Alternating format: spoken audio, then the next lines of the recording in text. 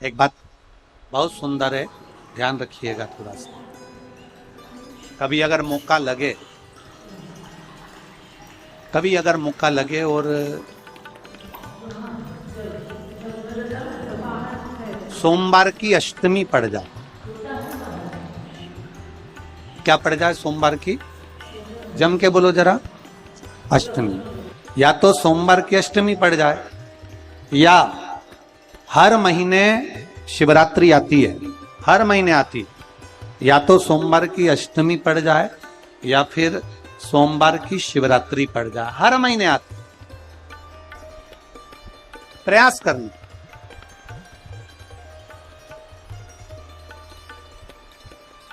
कहीं से देसी गाय का दूध मिल जाए, थोड़ा सा दूध देसी गाय का मिल जाए, थोड़ा सा।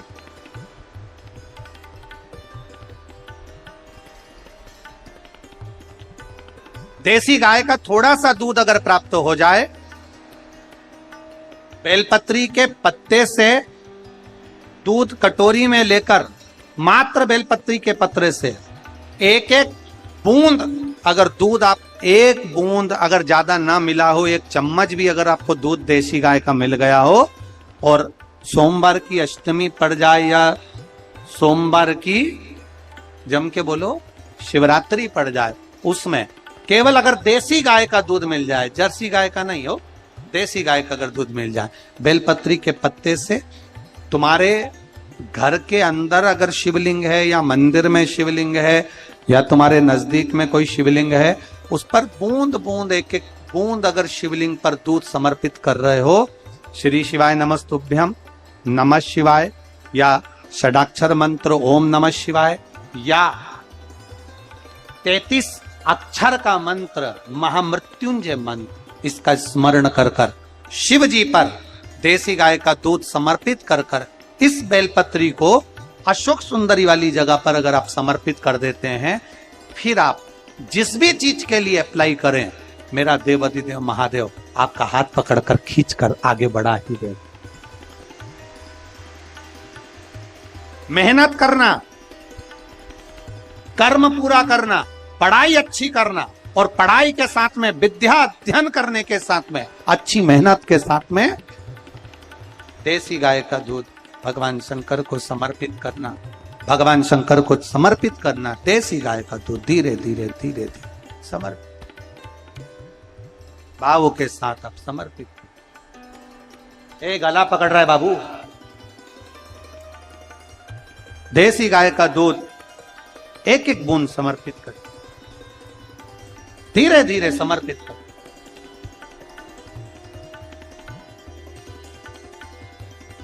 और देसी गाय का दूध जब धीरे धीरे समर्पित करें, बड़े रास्ती से, आनंद से धीरे धीरे जब आप समर्पित करेंगे, बेलपत्री, वही दूध में सनी हुई बेलपत्र अशोक सुंदरी वाली जगह पर, उस समय पर डंडी का भाग शिवलिंग की ओर नहीं होना चाहिए, उस समय पर डंडी का भाग जहां से पानी बहकर जाता है अशोक सुंदरी की ओर से, वहां पर होना चाहिए।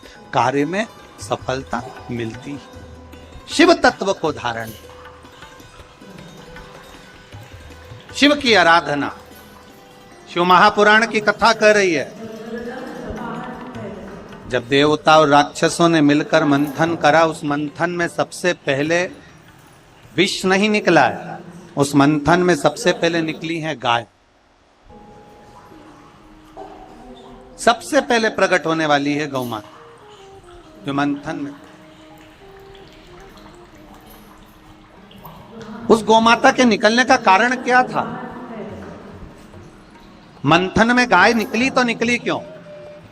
गौमाता के मंथन में निकलने का केवल एक कारण था कि मंथन में सबसे पहले गौमाता निकली है, उसके बाद हलाहल विष निकला है। शिव महापुराण की कथा कहती है मंथन में गाय निकलने का कारण केवल इतना था कि जो हलाहल विष निकलेगा और जो इस विष को पिएगा उसका कंठ जलेगा, उस कंठ की जलन को अगर कोई रोक सकता है तो गौ माता का दूध रोक सकता।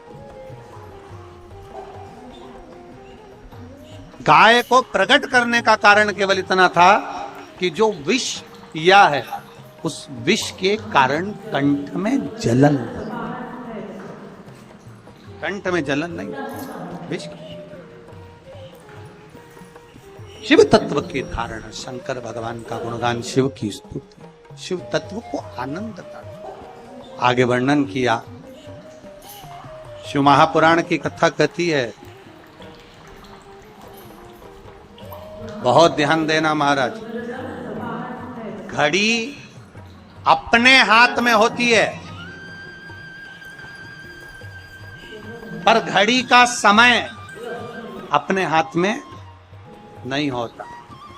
घड़ी तुम भले 50,000 की पहन लो, 1,00,000 की पहन लो, हीरे की पहन लो, चाहे पट्टे की पहन लो, चाहे चेन की पहन लो, घड़ी अपने हाथ में रहेगी पर घड़ी का जो समय है वो अपने हाथ में नहीं रहेगा। समय आपका कैसा लाना है ये मेरे महादेव के हाथ में हो।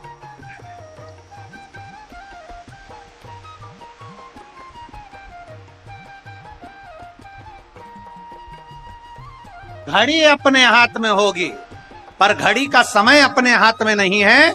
उसी तरह भगवान के मंदिर में जाना अपन जा सकते हैं, शंकर जी पे 1 लोटा जल अपन चढ़ा सकते हैं, शिव जी की स्तुति अपन कर सकते हैं, शंकर भगवान का गुणगान अपन कर सकते हैं, शिव नाम का स्मरण अपन कर सकते हैं, शंकर की स्तुति अपन कर सकते हैं और बाबा से प्रार्थना अपन कर सकते हैं।